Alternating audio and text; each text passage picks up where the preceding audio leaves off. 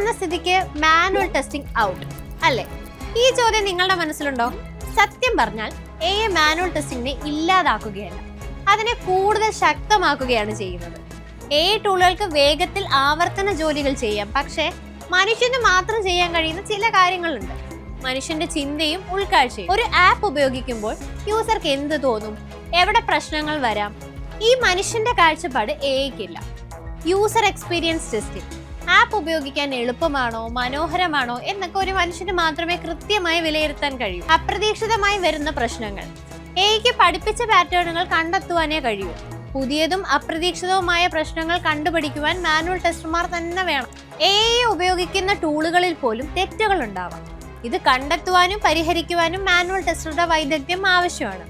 അപ്പോൾ AI plus manual testing equal to strong combination. ഭാവിയിൽ AI ടെസ്റ്റർമാരെ മാറ്റി സ്ഥാപിക്കുകയില്ല, മറിച്ച് അവരെ സഹായിക്കുകയാണ് ചെയ്യുന്നത്.